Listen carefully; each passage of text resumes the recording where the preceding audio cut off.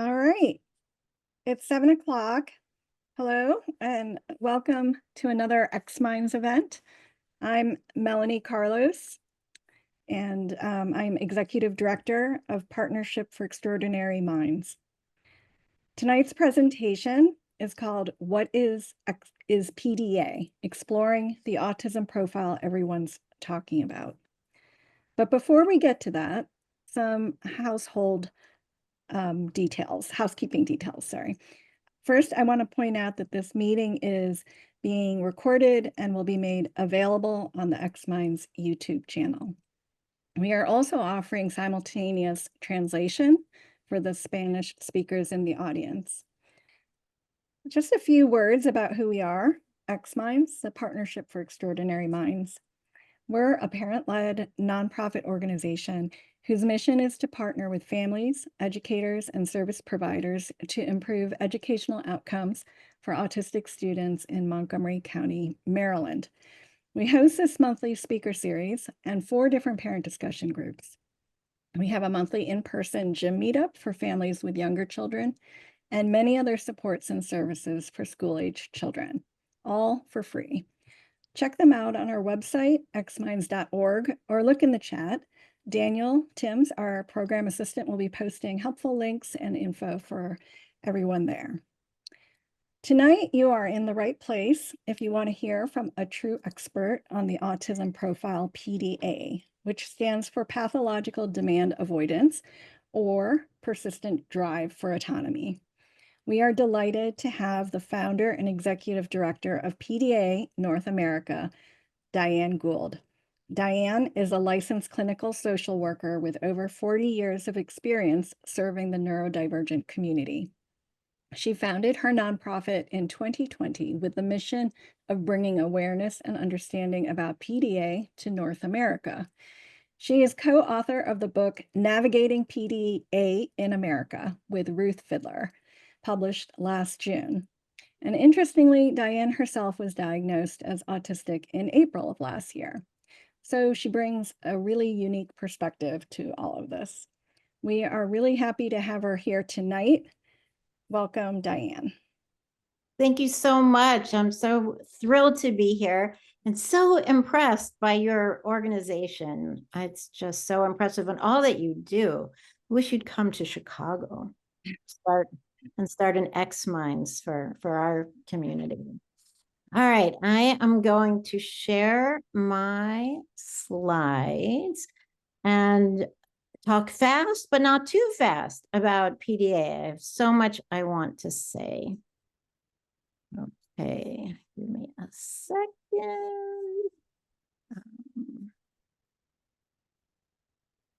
All right, can everybody see and hear and all that stuff? You're supposed to be able to do. Excellent, thank you. All right.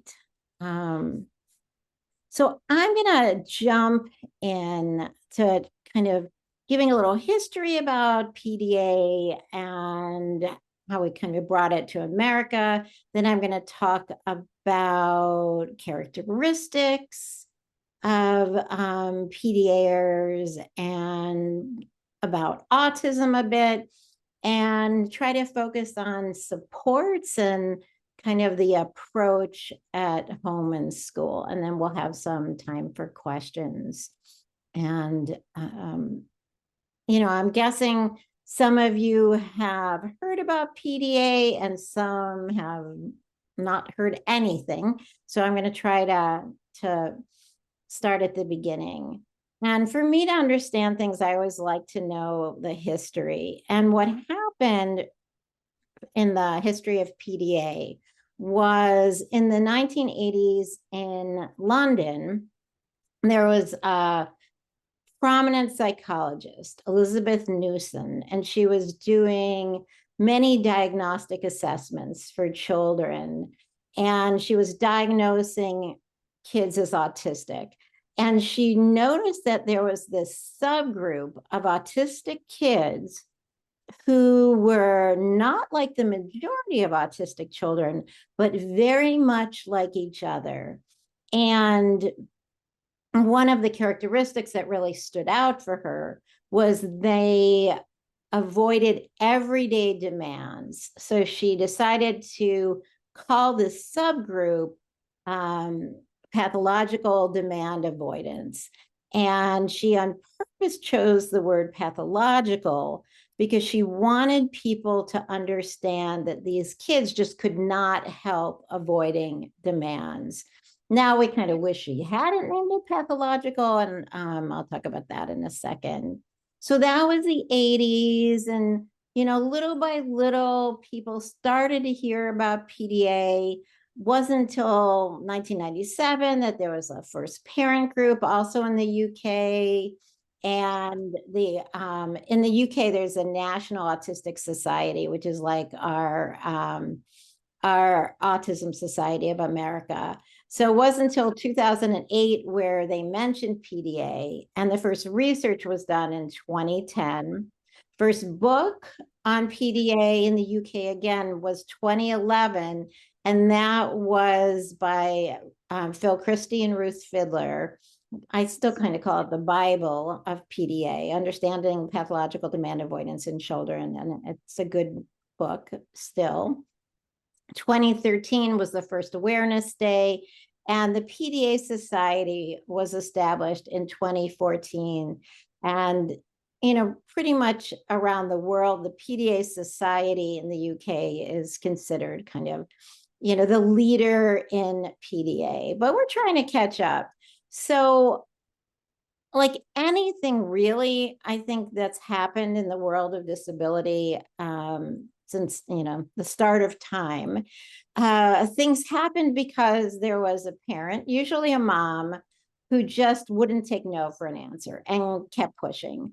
So I had worked in the field of autism for decades and, had tons of clients and worked in schools and agencies.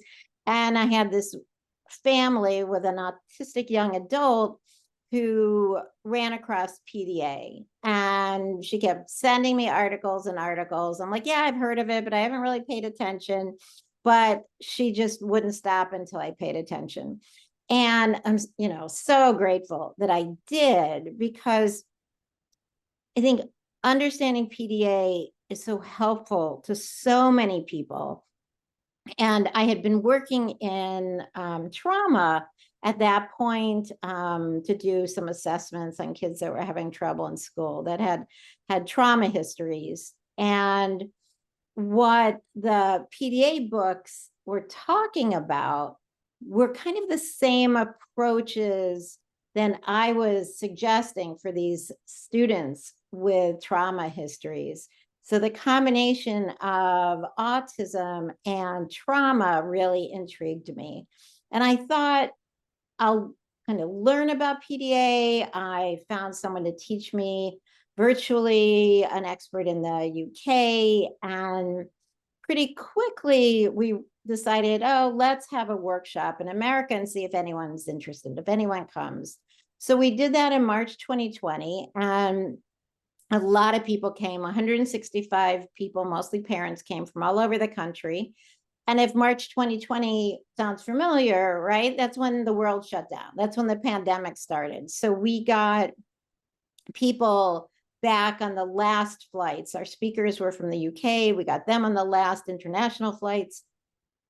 And even though the pandemic was looming, I mean, that day was so meaningful. And I hadn't really looked past shop, but it became clear at the end of the day that this was a beginning, not an end. And we formed PDA North America. Since the world shut down, it gave me an opportunity to get a website up and running. And now we have a conference every March in the Chicago area. It's also can be attended virtually. So maybe some of you will do it this year. It's really an amazing experience. We've also grown to have monthly webinars, sometimes 3 webinars a month. We have parent groups. We do trainings for professionals. We've been a nonprofit for a couple of years. As it was said in my introduction, I wrote a book, and luckily I wrote it with Ruth Fidler, who knows how to write books, PDA expert in the UK. And we have regional workshops. So we've only done 2, and one was in Maryland, which is kind of how this night happened. But we're going to keep doing regional conferences and try to bring professionals and parents together to learn about PDA. That's my goal. People always kind of ask about numbers, and it's really just a guess. So one person in the UK did a study in 2015, and his estimate was 1 out of 25 autistic people fits the PDA profile, but it's only an estimate. And one of the reasons I feel learning about PDA is so important is that so many people are misdiagnosed. We've got children who are diagnosed as having conduct disorders or ODD, which is a big problem. Kids that are diagnosed just with anxiety and ADHD and bipolar, which isn't really telling the whole story. So when I started working in PDA, so around, early 2020, I started getting emails and calls from families. And one of the things that struck me was how similar the stories were, that it didn't matter if it was a parent of a 15-year-old in an apartment in Manhattan or a family of a 6-year-old on a farm in Idaho. How they described their child was so similar, and kind of their journeys, their stories were so similar. And some of the things they said was, when they heard about PDA, it was a light bulb moment for them. And their child had different diagnoses, but it never really fit, that the parent gut always said something was missing. And because parents often do research, they're the most motivated, many parents had come to the decision that their child was autistic, but would take their child for 1 or 2 or 3 assessments, and the psychologist would say, no, your child can't be autistic. Your child makes eye contact. Or your child, he's not autistic, he's way too social. Or she's not autistic, she's so imaginative. So the parents knew that their child was autistic, but the professionals didn't agree. And I think all the parents I spoke to spoke about that they had tried to follow the guidance that they were given by the professionals in their lives, the teachers at school, even the child rearing books, but none of it worked. And sometimes it made things worse. And that really motivated me to spread awareness of PDA, because it was feeling very lonely, and parents were feeling very misunderstood, and the kids were feeling really misunderstood. So in my first conversation with Ruth Fidler, I had so she's written about 6 books on PDA. She's really knows a lot, and she knows how to write books. And I had met her once, so I thought, all right, I'll see if she'll have a Zoom with me and talk about PDA, maybe teach me everything she knows, and eventually write a book with me. And I had a whole list of things I wanted to talk to her about. And I probably did not get one sentence out before she interrupted me, but in a very polite British way, and said, Diane, we can't possibly talk about PDA until we talk about autism, because America, as she said, is so far behind in our understanding about autism, and that we have to develop our view, make it broader, make it more nuanced, make it more current before we can even think about talking about PDA.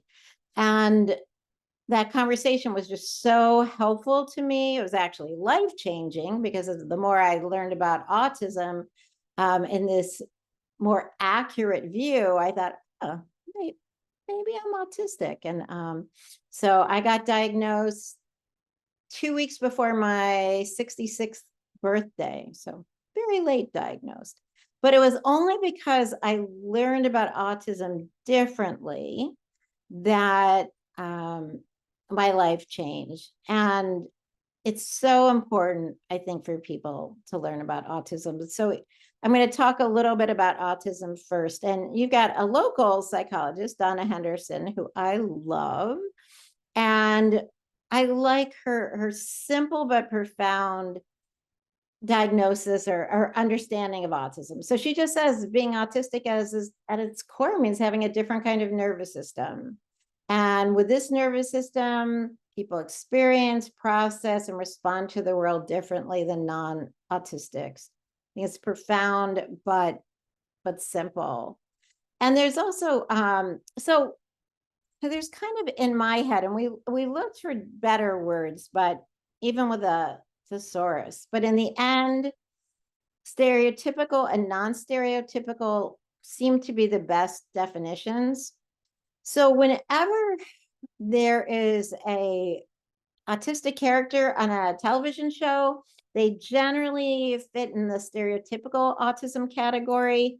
And anyone who learned about autism, in school or, from reading books, generally we're only taught the stereotypical autism, where people are pretty like concrete and pragmatic. They like routine, their sensory differences are very noticeable, but their empathy is not very noticeable. We talk about it being kind of an externalized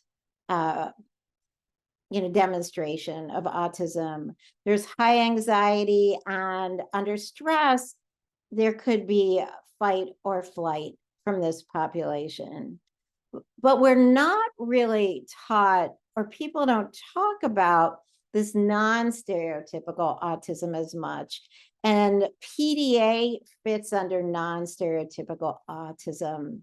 And it's people who are PDA, there's high camouflaging, and the special interests blend in socially and culturally.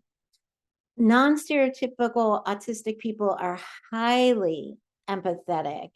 They have high anxiety, but the presentation is more internalized. And their defenses can look many different ways. Fawning, which is like trying to please people, fighting, freezing, kind of shut down, or flight and fleeing. So we really have to think differently about autism to understand PDA. We have to move away from this traditional view and look at it more as a way of experiencing the world, not a checklist of behaviors. And most schools around the country, to qualify as a student, autistic student, you have like the whole group at the table checks off, these boxes. And that's just so insulting and not the way it should be. And, I think the PDA folks in Europe were just so far ahead, and looking at PDA with this more accurate lens of autism, their gender difference is 50-50. So looking at autism differently is so much more inclusive of girls and women. And since everything seems to be more advanced in Europe, there's also a psychologist in Belgium, Peter Vermeulen. And one of the things he talks about I really like is prediction differences between autistic people and non-autistic people. Because if your brain can't predict what will happen if you say yes, if you acquiesce, you're so much more likely to say no. And I think that is part of what happens for autistic people and PDA people. So I'm going to talk now about PDA specifically. And I don't know if this will resonate with any of you, but one of the many things that sets PDA apart is that people on the PDA profile have better social understanding and more sophisticated communication skills than most other autistic people. And they often use this to their advantage. And it can mask the difficulty they're having processing and understanding communication in social situations. So for some PDAers, it's really a hidden disability, and they're not likely to get the support they need because of that. And I don't know if you all know kids that have happened to. So there's specific characteristics that were developed in the 80s that still stand true when we look at features of a PDA profile. So of course, it's resisting and avoiding ordinary demands of life. But PDAs use social strategies as part of the avoidance. So it could be distraction, giving excuses, not necessarily directly avoiding. PDAs are very social, very socially motivated, like to be with people, and relationships are so important, but they still struggle with relationships and understanding and navigating social situations. PDAs can have quick changes in mood, which can sometimes get them diagnosed as bipolar, and they can be impulsive. Most PDAs are also diagnosed as ADHD, but there's so many reasons for these behaviors: hypervigilance and intensity of emotions, and how sensitive PDAs are. A striking characteristic is that they can act so differently in different situations. So a child who goes to school might be quiet and obedient, draw no attention to themselves at school, but then go home and fall apart. And that can lead to many problems. Besides, it's just not good for a child to kind of hold it together that hard at school.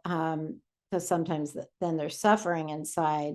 But when parents call the school and they report their child as having meltdowns or is dysregulated at home, the school personnel, if they don't see it, can come to the conclusion that it's a parenting problem or a family problem, and say things like, well, I don't know, what's going on at home because she's an angel at school. And that causes distrust between school and home, and it impacts those relationships. Other features, right? Difficulty complying with the requests of others and unable to follow the routines set by others. It's hard because many PDAs benefit from routines, but they cannot follow if it was set by something else. And PDAs sometimes can't even make themselves do things that they want to do, which is one of the many ways that separates them from like oppositional defiant disorder or behavior problems, that they can't make themselves do things they want to. There's PDA kids that have looked forward for a month for a certain holiday or birthday party or a vacation or a trip to the beach, but then when the day comes, they can't make themselves go. It's too anxiety producing. And they have a survival-based need for control.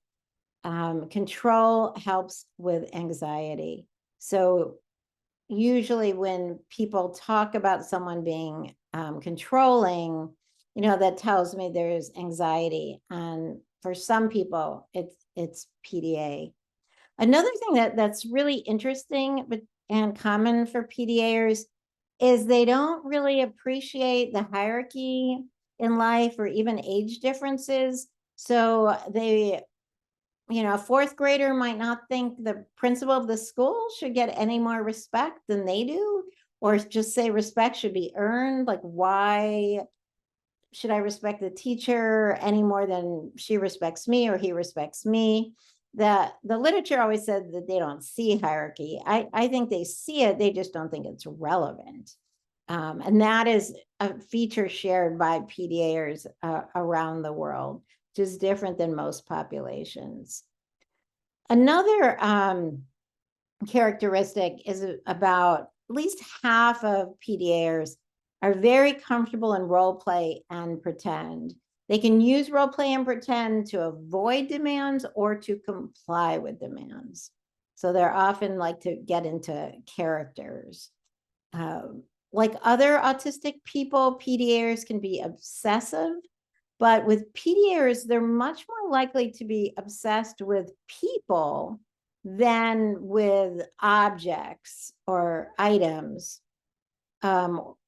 It's less of a problem if a PDAer is obsessed with Taylor Swift than if they're obsessed with the boy that sits next to them in language arts. And sometimes those obsessions impact the social relationships. So sometimes socially, PDA people can appear dominating and controlling in social situations because they're anxious. But at times when they're more calm, they can be very charismatic and confident. And often people describe PDAers as charming or charismatic.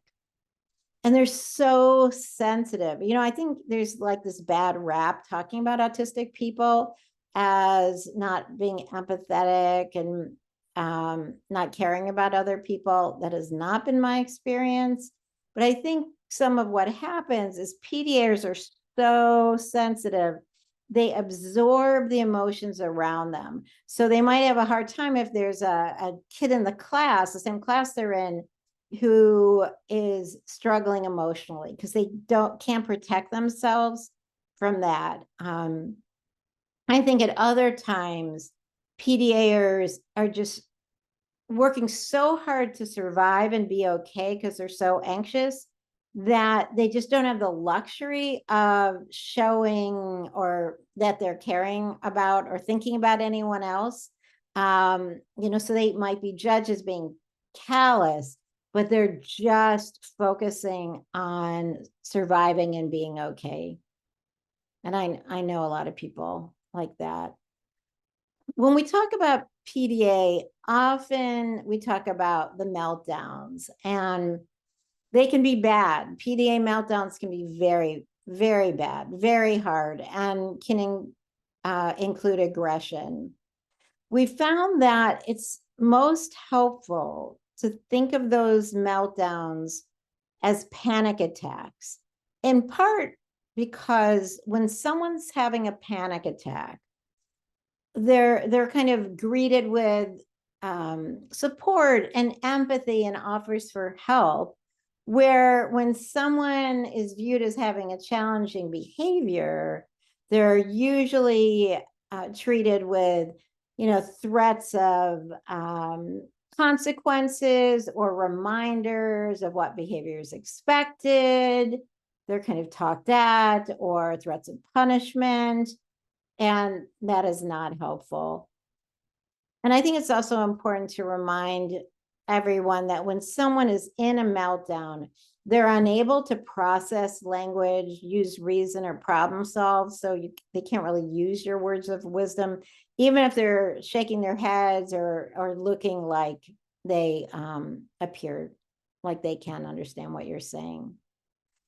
There's a danger I always feel in talking about a group of people, because it kind of makes it sound like everyone's the same, but every autistic person is unique, every PDA person is unique, and there's a lot of like co-occurring conditions that can happen for PDAers. Like I said, many are diagnosed as ADHD.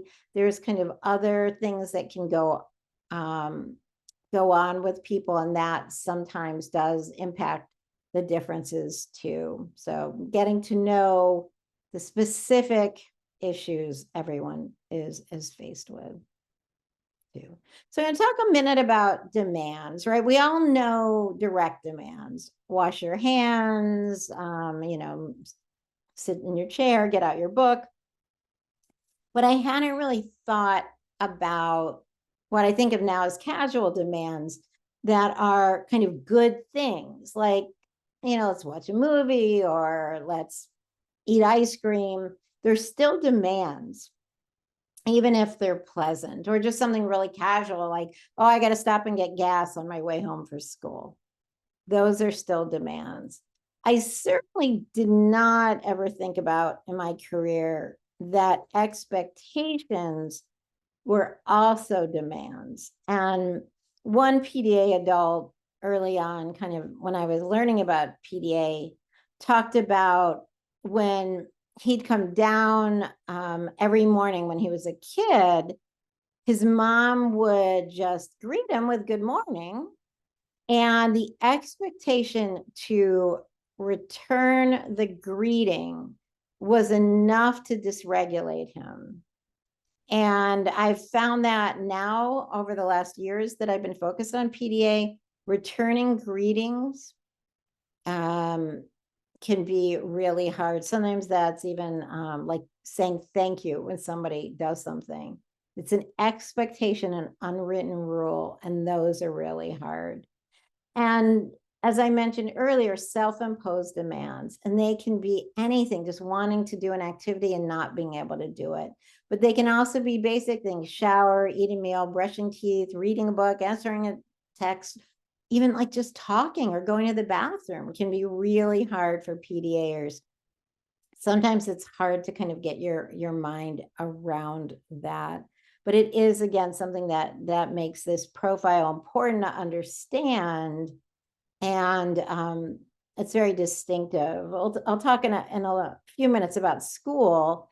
And it's just so hard because PDAers really want to go to school because they're so social, but sometimes it's just too hard for them. And we'll talk more about that. So PDAers avoid demands in all different ways. And often it's kind of manipulating the social situation to remain in control and be okay. I know that manipulating, the word, manipulation, it has such a bad rap, but it is such an important skill for autistic people. I like to think about it as being strategic. I feel like personally, everything I do is strategic. It's all to kind of manage life, manage the world, that keeps me okay. And PDAers do this all the time. And part of the manipulation or being strategic for a PDAer is using their skills to avoid demands, avoiding things that are hard. I mean, once in a while, they do refuse, especially if they're comfortable, directly. But often they're making excuses, they're trying to distract the person. Negotiation is so interesting to me because when I started my career, I thought it was a bad thing for kids to do and you shouldn't negotiate back, which now I realize for so many PDAers, that is their way of not just avoiding a demand, but being able to comply with a demand. Doing it on their terms will allow them. So if you say get off the iPad in 5 minutes, if they say 8 minutes, like that allows them to get off in 8 minutes. PDAers can argue. They are good at arguing. It's also a way of delaying and distracting. Just delaying directly, I'll do it later, or proposing other options. I mean, that's sometimes how, you can have a PDAer make a decision. If you say kind of, what do you want for dinner, hot dogs or hamburgers? Their answer is probably going to be pizza.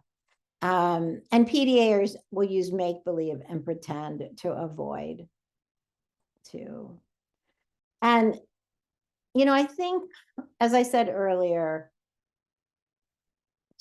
taking control is the quickest way to reduce anxiety. And PDAers are highly anxious.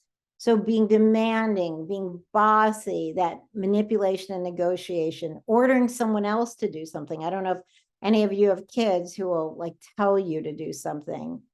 One of the things that I see in PDAers more than other populations is by taking control by doing something outrageous or shocking, or saying something outrageous and shocking is a way to get control.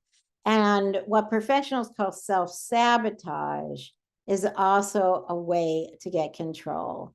Kind of just taking things, in your own hands, even if it's not in your best interest. I'm hoping some of you have heard of the polyvagal theory. Stephen Porges developed it. He explains it better than I do. And Mona Delahook, who's a great psychologist, she explains it really well. But it's really interesting, and it relates to PDAers. It's about the nervous system. And I think it's so helpful to look at PDAers as having a very sensitive nervous system. You know, I quoted Donna Henderson just talking about autistic people having a different nervous system, PDAers as well, and their nervous system is highly sensitive. So Dr. Porges talks about that there's behavioral responses, and they represent how a person's nervous system is doing and how it regulates the body's response to threat. So challenging behavior is just part of the evolutionary process to survive and thrive. So we know that a little bit, I think, about survival instincts, right? So there's social engagement, connection, which is great. And then there's defense, fight or flight, or life threat, which is shut down or freeze. And these are just part of the human nervous system. And we also have this thing called neuroception. It's the body's subconscious surveillance for safety and threat in the environment. It's always happening. It's not conscious. And PDAers have very sensitive neuroception. So I think we need to recognize that that's really what's, behind most things we look at as challenging behavior, is that their nervous systems are reacting, and humans are wired for connection. So we can't isolate people when they're having a hard time. They need us to regulate and look at the world, feel the world as a safe place, and get out of those threat states. One example I was given by Laura Kirby, who trained me in PDA, she was saying, if you imagine kind of the nervous system as a smoke detector, like a non-autistic person, it's a regular smoke detector that goes off if you burn something on the stove. But for a PDAer, their smoke detector, their nervous system is so sensitive, it would go off if someone lights a cigarette down the block. So that's the difference in the sensitivity. So from my perspective, and most people who work in PDA, we view PDA as an autistic profile. So you cannot be PDA unless you are autistic, but autism being looked at as this broader view. I do want to say there's people who don't agree, who think that you don't have to be autistic to be PDA, but I feel you do. So that's the position of PDA North America and the PDA Society. So because of that, PDAers have shared traits with autistic people, right? So differences in social behavior, sensory differences, interoception, that understanding your internal life, emotions and sensations in your body, anxiety, and challenges with emotional regulation. But differences that stand out between PDAers and other autistic people is more frequent eye contact, kind of more typical social skills. PDAers can love spontaneity and they don't like routines that are imposed. Rewards, including praise, can be triggering for PDAers. They can work against PDAers. PDAers are very empathetic. They're unorthodox and imaginative. They have triggers that are predictable and unpredictable. And many instinctively mask or camouflage distress, as at least temporarily.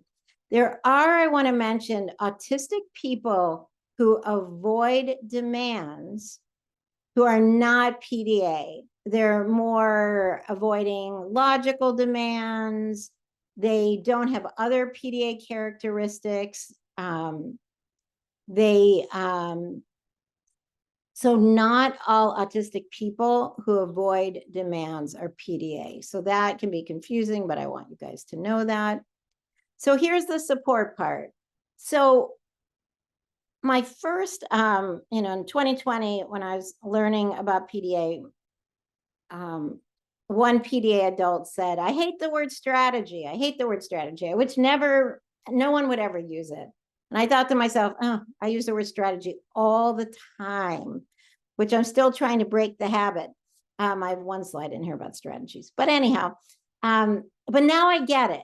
He talked about it needs to be a mindset, because strategies can be like offered or pulled back, or offered and pulled back. And I see that a lot of times at schools. So a mindset built on a genuine relationship.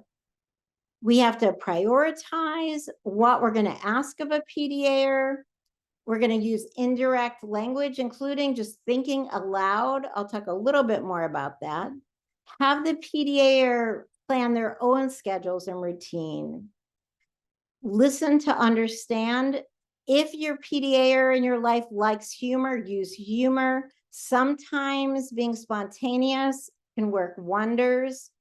No rewards or consequences. Those do not work with PDAers and make things worse long-term. It's really an important takeaway.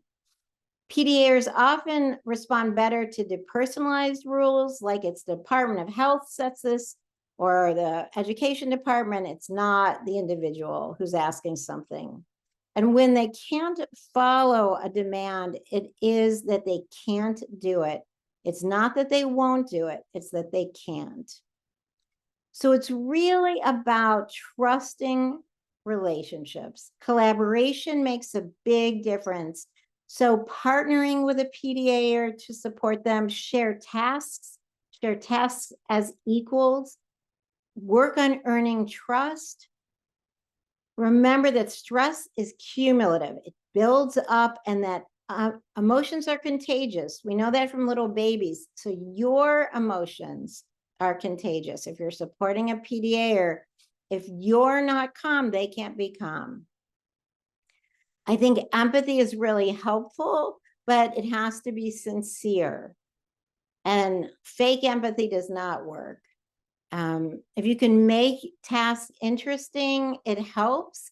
Even if it's just discussion, and discussion on their interests can work wonders. So if you're taking out the garbage, take out their garbage together while you're talking about Mindscape, or not. That's not what it's called. I forget what it's called. Minecraft. Just having discussions, use their interests. Generally, PDAers are very curious and have all kinds of interests. So you can talk to them about that. So one way to look at it is you are the strategy. How you act makes all the difference.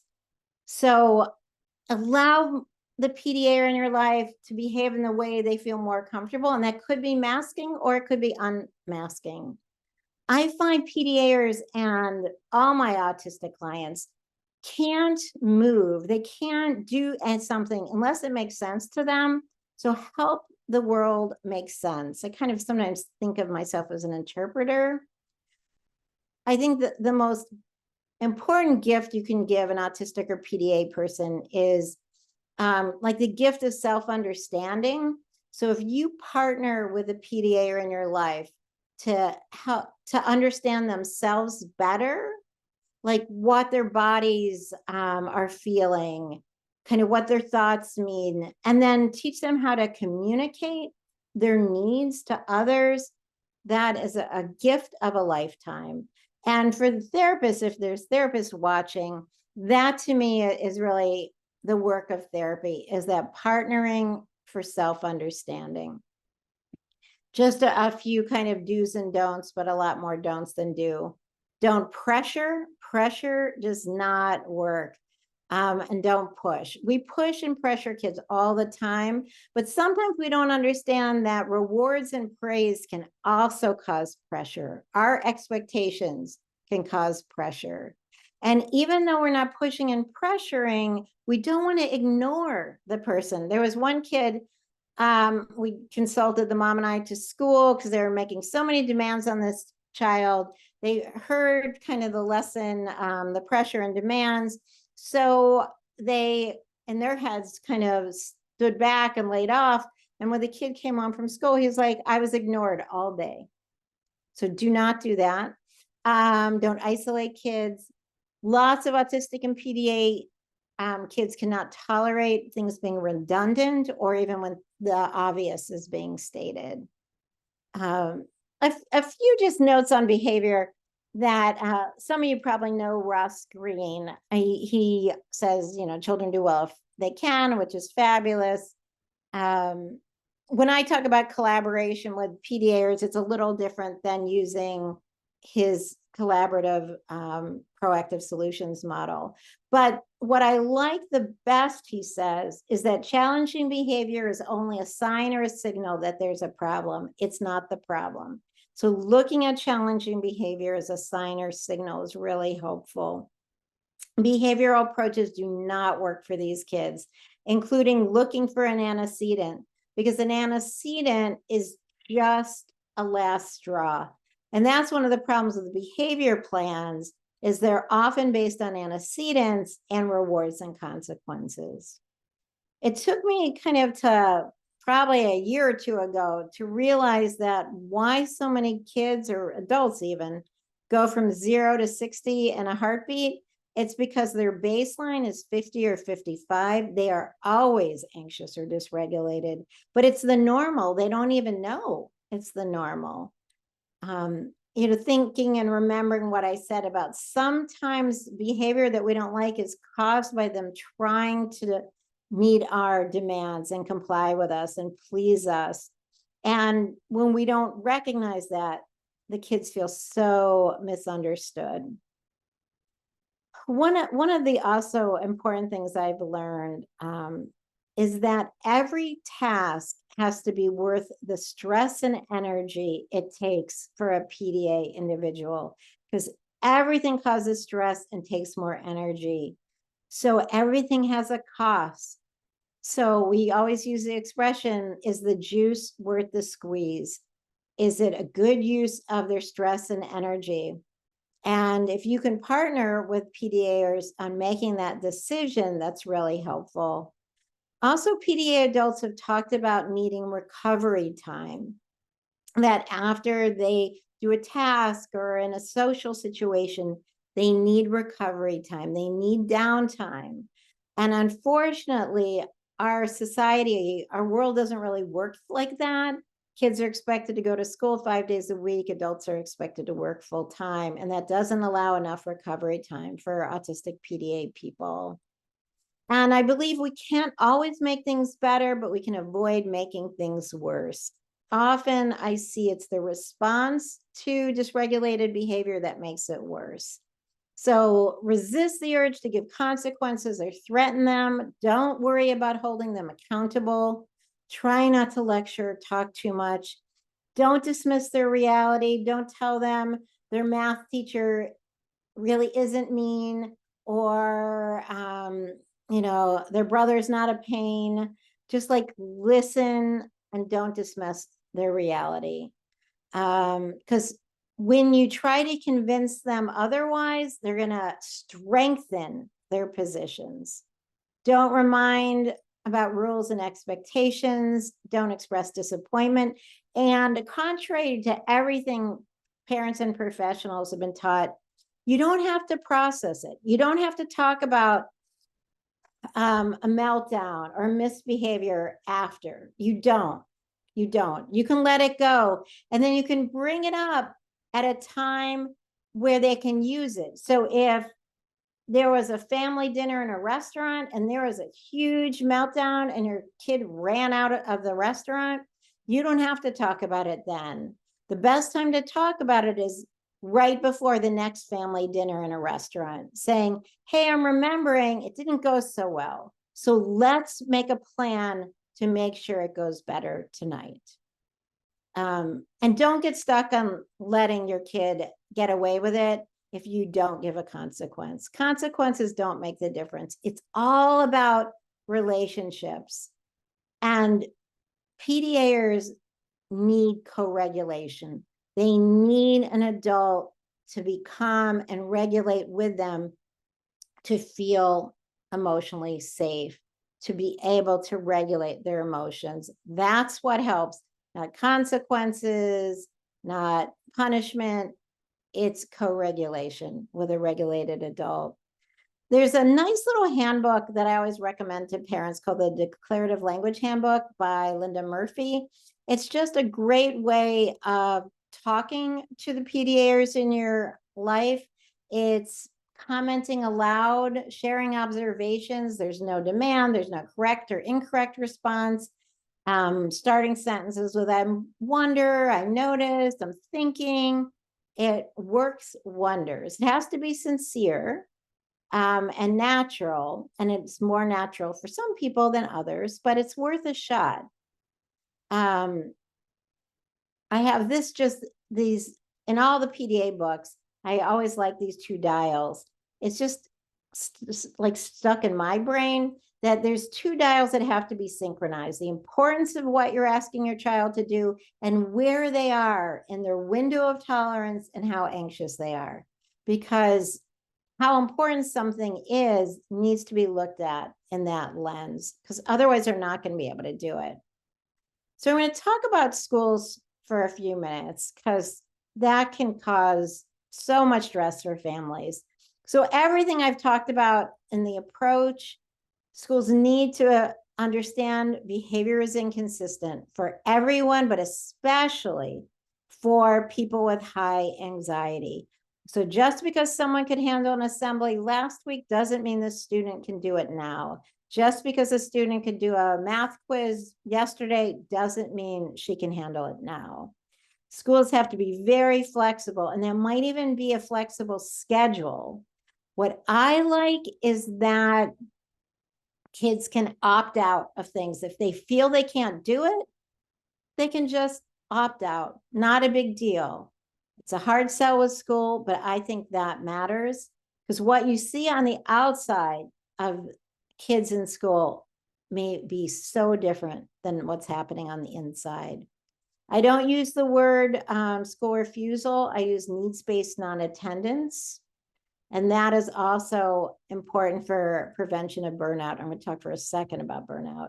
I'm just going to have for a quick minute talk about that. There were a couple of research studies done in the UK about school. And one said that 70% of PDAers could not tolerate school consistently. And that is really striking. And the reason for it was emotional distress, 94%. And parents reported. So it's not that the kids didn't want to go. Most kids I know want to go. It's just they're too distressed. And I feel like in America, we have this information and we can change things. One of the Ruth Fiedler, Phil Christie books talks about, things you can do to make school better. Checking in and out procedures, really making time for planning and collaboration, pacing everyone's stamina and energy. Everything needs to be personalized. And these kids need support for social understanding and emotional well-being. Everyone needs self-care and using an invitational approach. The book that I wrote with Ruth Fiedler, we talked a lot about education and it's, using an American perspective. And I think it's important to remember that learning can happen anywhere. Also, that the tried and true methods of educating autistic kids are not going to work for PDA kids. And we put so much pressure on educators to kind of do things a certain way that sometimes it makes them use unhelpful approaches. Social and sensory challenges fluctuate, and we need a sound plan for accommodations. I think one day I sat down and I whipped up like 40 accommodations that schools can use for PDAers. And not everyone works well with PDAers. Schools sometimes won't admit that's the case. I think we have to select staff carefully, because it's really about the relationship and building in recovery time, reducing demands, using interest, and not using behavioral approaches. And it's hard because our schools are built on behavioral approaches. It's the foundation of our schools, and it's so hard. And often, because these kids can look so different at school, schools often don't realize that the child was having a problem until they stop coming. And because our kids don't look autistic in the way that people expect, sometimes they can't get the support that they need. And even with an outside diagnosis, some schools are not allowing 504s or IEPs. I like stress support plans instead of behavior intervention plans. Andy McDonald, who's founded Studio 3 in London, he has a crisis intervention program called Low Arousal, and he creates stress support plans for their clients. And I love that he talks about manage the stress, not the behavior. If you manage the stress, the behavior takes care of itself. And Mona Delahook, who I mentioned, she uses this iceberg model, but other people do too.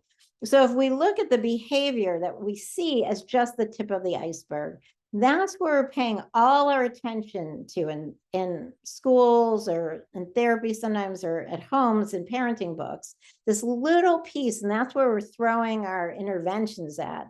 But what we need to support and understand are all the things that happen under the water, just even school history and emotions and sensory differences, auditory processing, all these things that need to be supported are under the water. Yet most our attention and our conversations are really about this little part above the water. So try to keep this image in your head.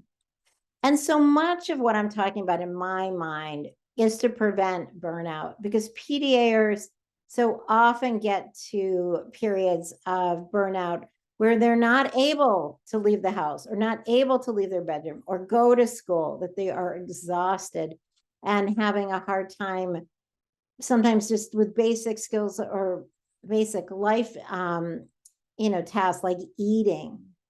So trying to prevent burnout is such an important goal, I think, and such an important reason to understand the PDA approach.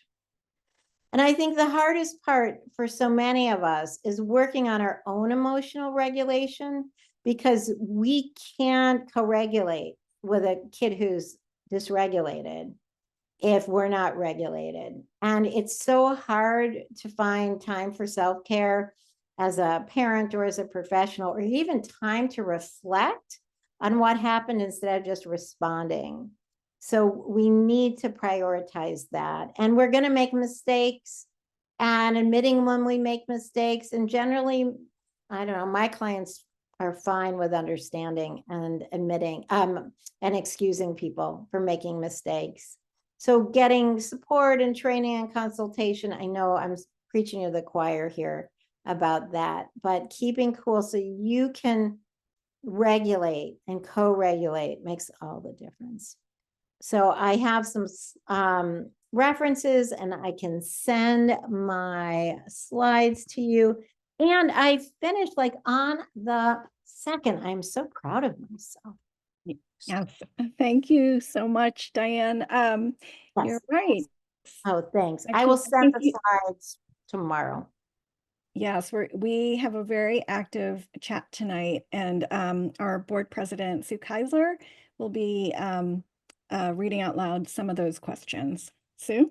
Okay, so just at the outset, I want to say that we had so many questions that had been submitted before the talk even began, and we've got a very lively chat. So I won't be able to ask every question, but I will try to cover all the concerns. So first of all, I think there were a lot of people wondering how they can possibly run their household, how they can get their child ready for life after high school if they can't use any rewards. There's, if you can't use any reward system, does that mean no cognitive behavioral therapy, no ABA? Can you talk a little about Sure. how that can really work? Yeah, I could talk for like a half an hour on that, but I won't. ABA doesn't work with this population, and there's even research on rewards in general about the danger of rewards. For one thing, rewards are short term. People can be successful adults without rewards. There's all these studies. There's even a book called Punished by Rewards that kids, they've done studies that kids who, were in random trials, one group got rewarded for doing certain things, even playing with a certain toy, and other kids didn't. And the kids who got rewards stopped playing the second, like, the expectation ended, instead, where the other kids just played happily, right? There's a consequence. It generally helps short term. I mean, if I offered any of you probably $1,000 to do something, it probably would work, but it's short term. To me, I picture it as like kicking the can down the road. And we want our kids to do things because of intrinsic motivation, not external rewards, because they're short term and you have to keep it up. You just have to keep it up. I think pleasure of doing an activity together, pleasure of the activity. Most PDAers love like being engaged and learning and doing things. So doing things with them and building on those interests. It just gets a longer kind of a longer change of mindset and behavior, and that is what really helps people long term. And I think with praise, everyone's different. I know lots of PDAers who like praise and a lot who don't. So it depends on probably their window of tolerance at the moment, your relationship, what they're being praised by, all kinds of factors too. Okay. And parents of kids who are older teens have particular concerns, given that their child is going out into the world and and the expectations of them are different. One person says this might work for younger kids, but with preteens and teenagers, the lack of consequences feels like it could end up hurting the child as they become an adult. We live in a world with consequences. Teenagers who have violent outbursts at school may be sent to jail, for example.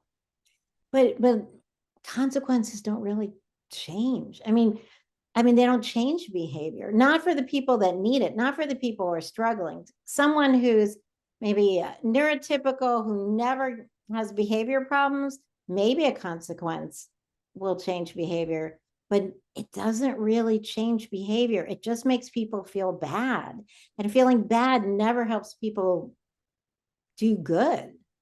It doesn't. We want consequences to matter, but it doesn't. Success matters.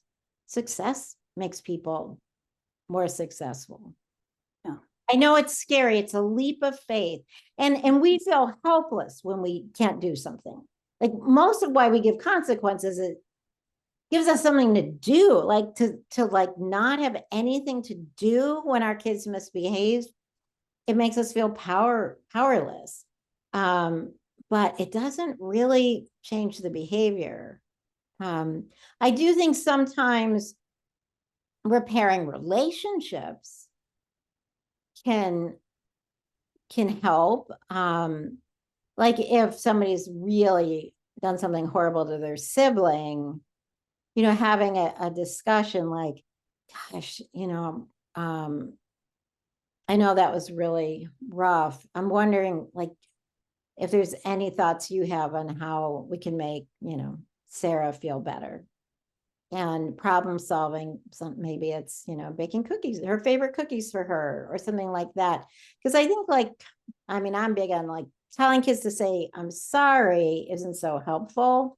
It's just words. I want kids to kind of understand and feel remorse if they made a mistake and know how to remedy it. I'm not such a big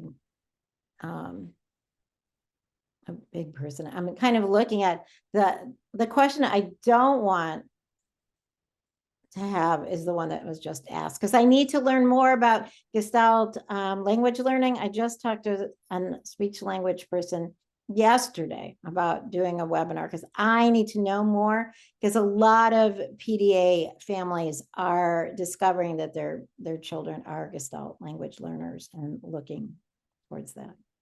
So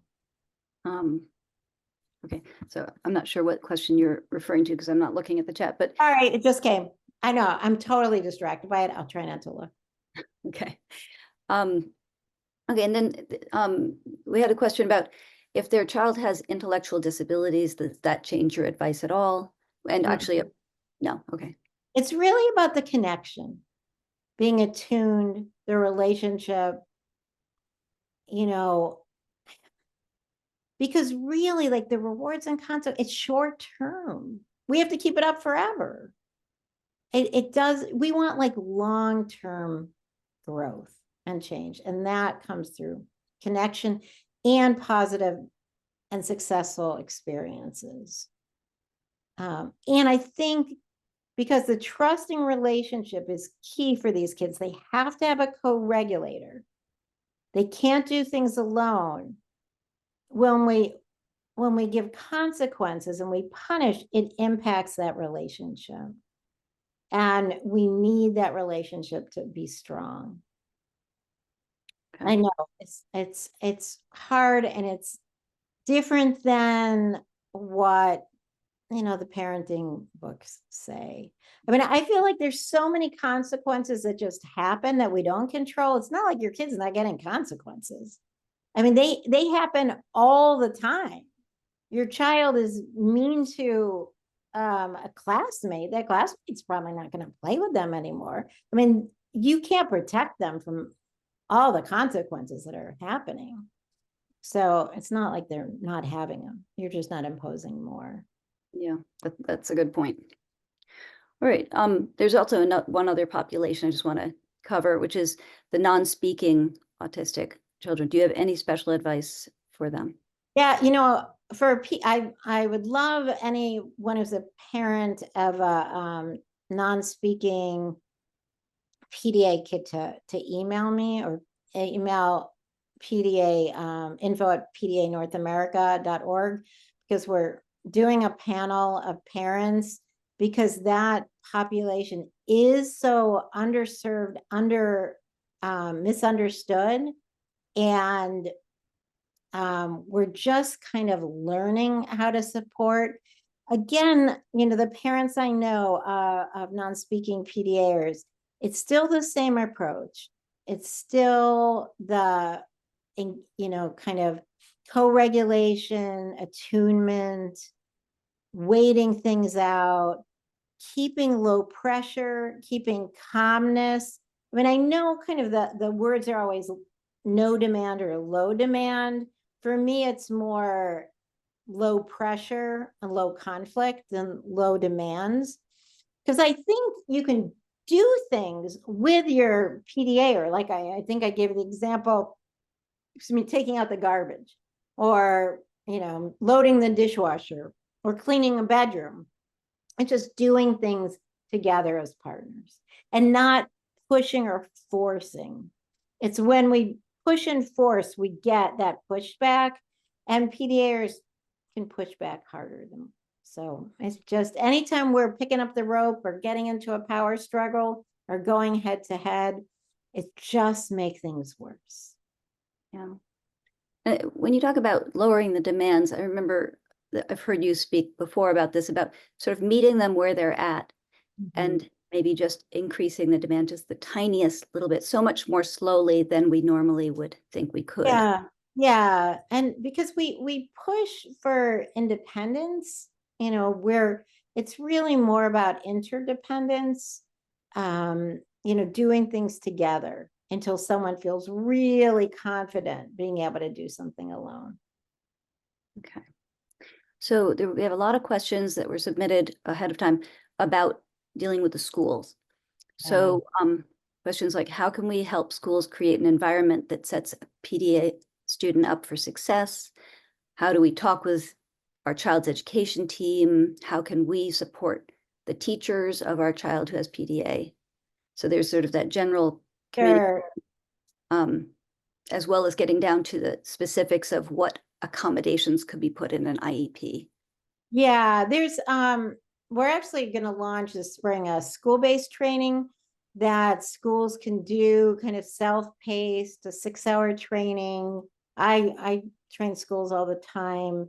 We have lots of resources on the PDA North America website about schools and accommodations.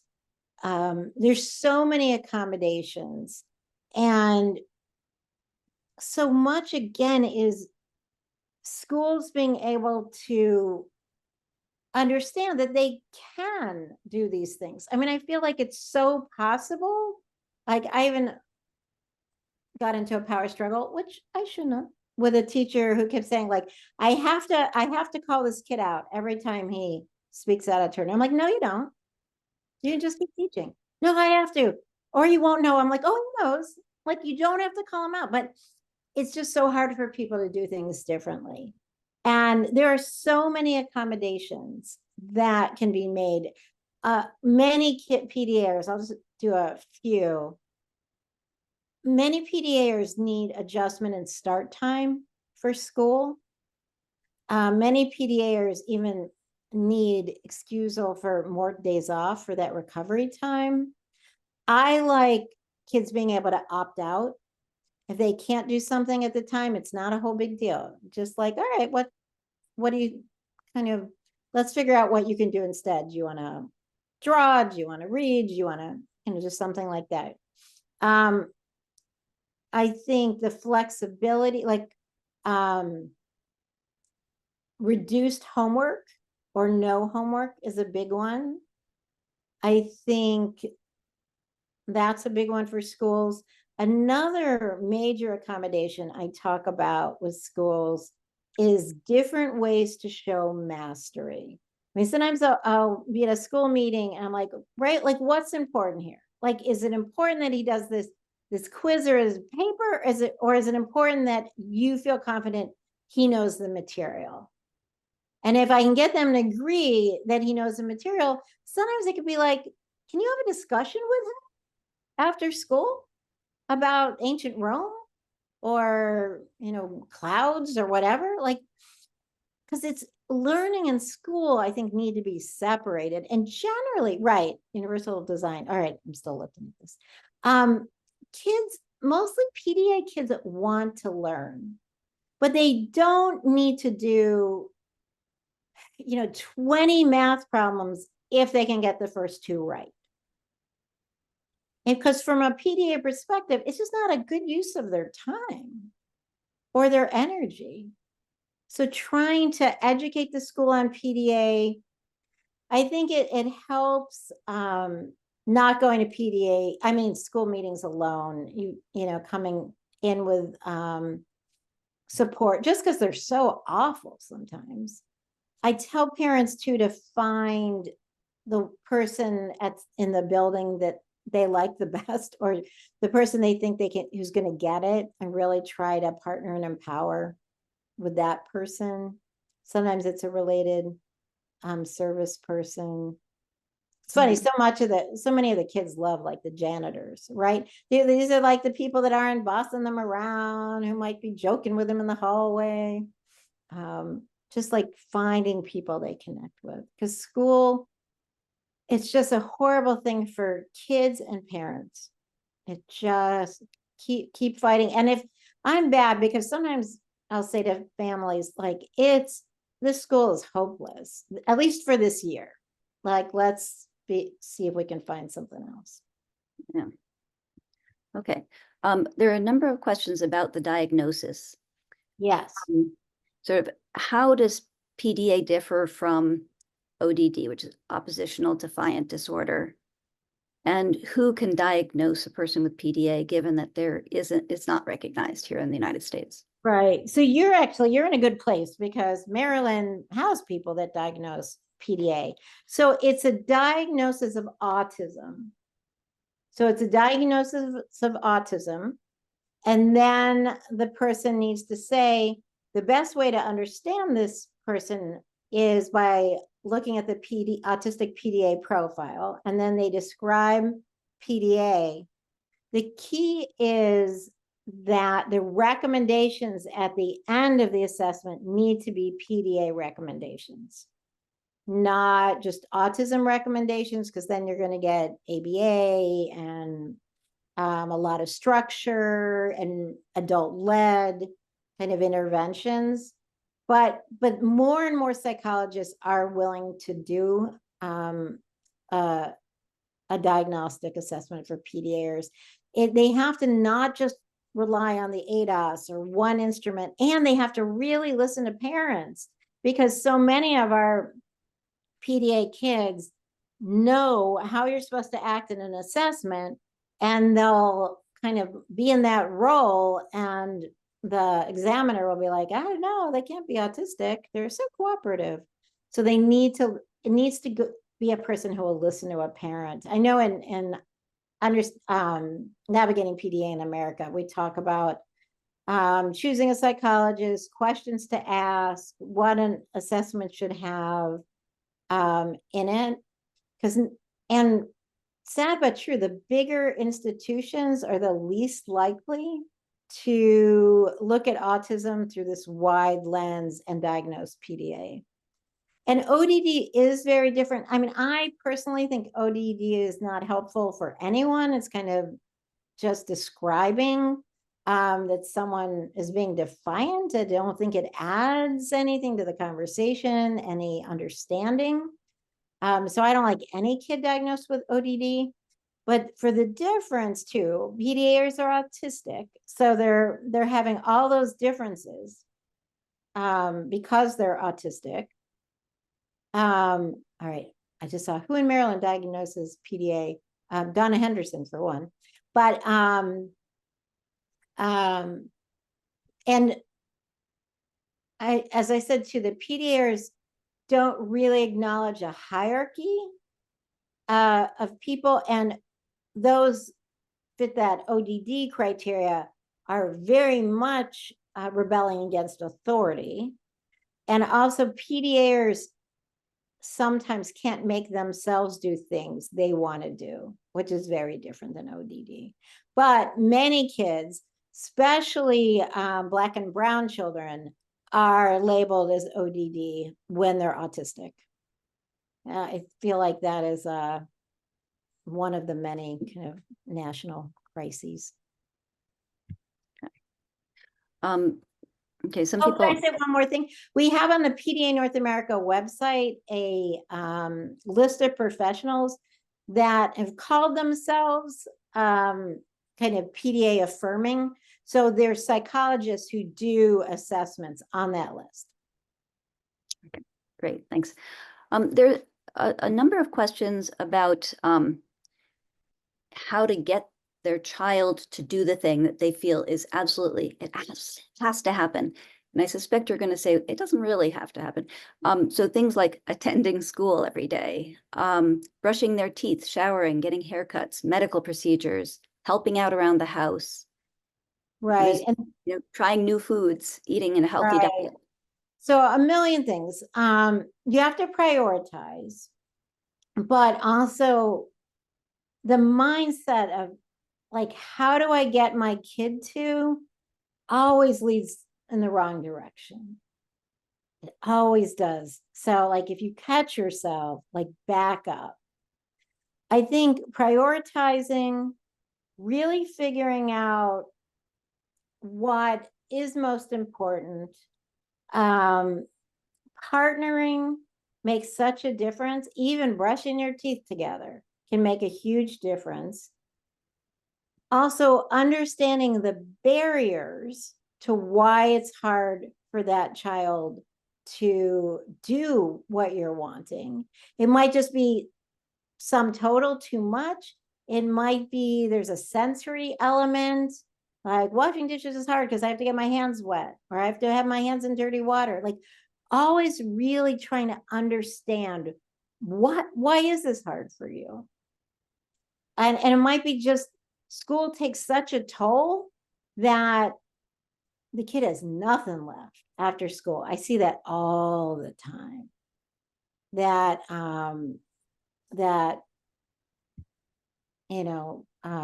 that the child just has no energy left to do anything. And at home, they just need to kind of veg out. And, I think discussing with your child about these things and getting their input on it and problem solving can make a big difference too. Especially if it's a child who, who's having a hard time going to school, you need to understand what's happening there. But it could be a child who feels better when their room is clean, but is way too overwhelmed to do it. So making a plan. Okay. We have one question. How can I manage the stress level? What techniques will you use? Yeah, I think it's all about the stress, bringing down stress and pressure and individualizing, like, what are the things that are adding to the stress and pressure?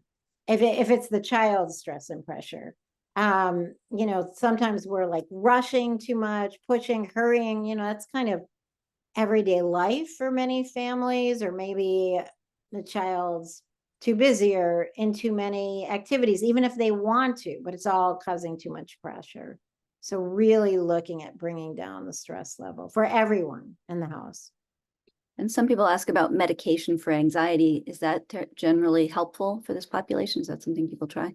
People do try. I would think, most people try probably, for maybe half that it's worked. It just, you have to find a good psychiatrist and you have to go through that trial and error.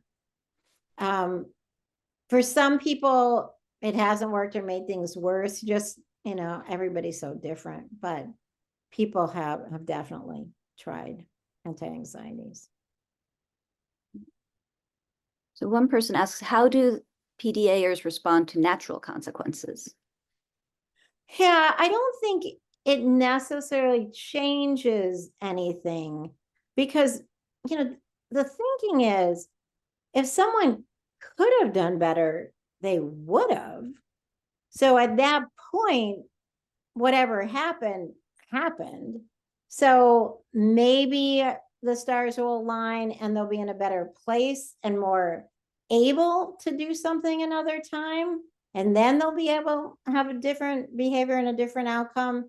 But it doesn't necessarily change your behavior. Because most behavior is just a function of a nervous system. It's not a conscious choice. In school, we often say to kids, like, make a good choice, but it's really not what's going on. People don't really choose to, throw things or knock over the desk or have meltdowns or cry in class. I mean, those aren't choices. It's just like dysregulation, that your nervous system is in that place. Okay. One person says, how do we give skills to our older kids so they can begin to use these skills for themselves, so they can do the things they want to do and not be overwhelmed? I think using skills together, but I think what we often get wrong, and I'm still kind of figuring all this out too, is we act like, and it's the basis of a lot of therapy, that it's like our thinking and our thoughts that are the problem, where dysregulation and nervous system differences, it's really like in the body. Like, your body sends like 80% of the messages to your brain, and your brain only sends 20 down to your body.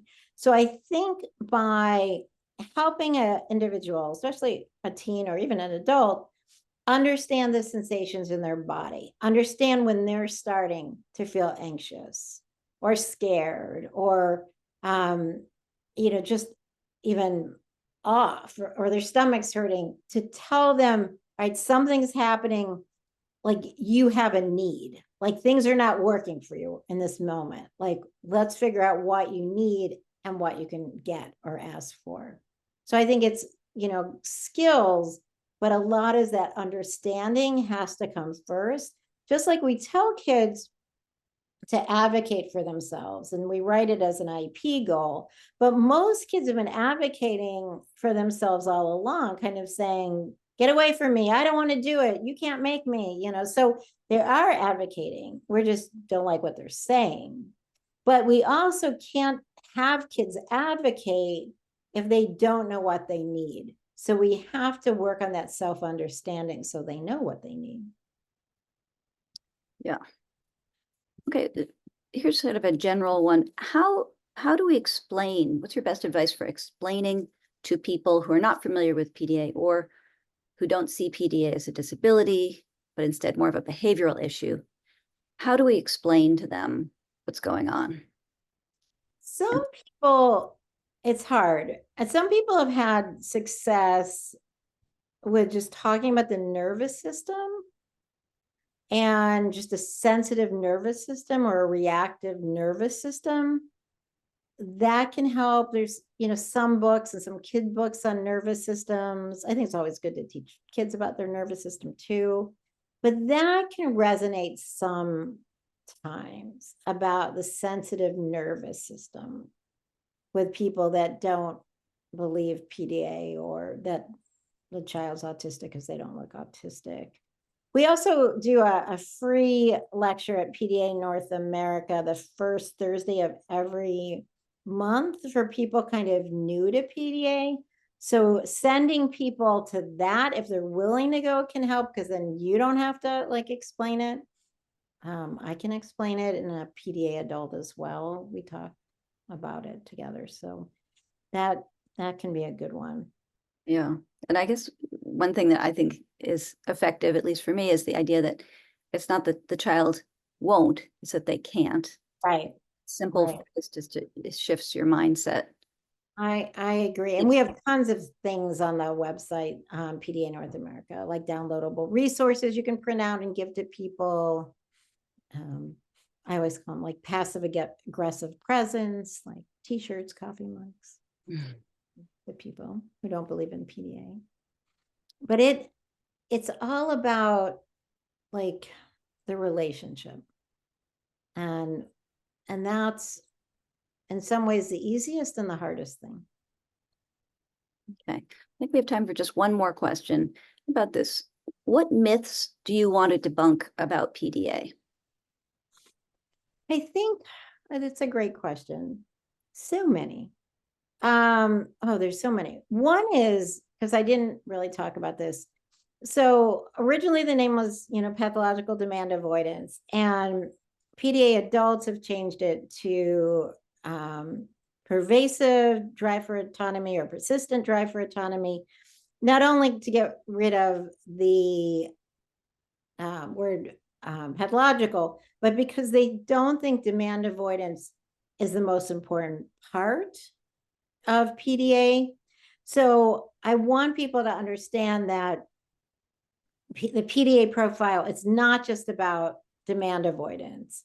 There's other parts of the profile. I want people to understand it's a real thing. I think we have 7,000 people on our mailing list. If any of you want to get on the mailing list, PDA North America, do that. Most the families who have come to PDA and started using kind of the PDA approach, which, you know, I know is kind of new and hard to hear for many of you, they've done so because what they've been doing hasn't been working. They've tried sticker charts, they've tried timeouts, they've tried all this stuff. It just hasn't worked. So you know, they're looking for something new, and that autism is so different than what most people were taught. So those are the things I want to change too, and that we, you know, we don't have to use rewards and consequences. We don't. We can parent and we can educate without them.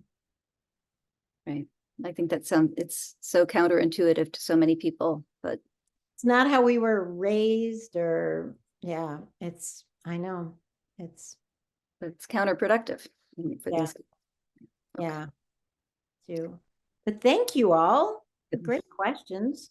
Thank you so much, Diane. Yeah, that will have to be the last word on it. It is 8:30. So I just want to thank you again, Diane, for sharing your expertise. This has been really eye-opening for many of us.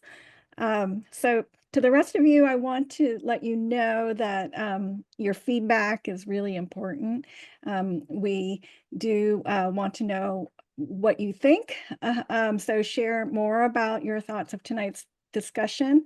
You can complete a short 3-question feedback form, and to get to that form, Daniel will put a link in the chat. If you could please click on that, we would be very grateful. I also want to let you know about our upcoming event on Wednesday, January 21st at 7 p.m. How to prep for a successful IEP meeting with education attorney Francis Schefter. For more on that, go to our website and our calendar, xminds.org. If you'd like to support xMinds and see more events like tonight, please go to xminds.org/donate and consider making a donation, large or small. Anything, it helps us continue to offer all of our services free of charge so we can reach everyone in our community. Finally, one last thank you to Diane for being with us, and thank you to all of you who joined us tonight. It's been a great discussion. Thank you so much. Good night.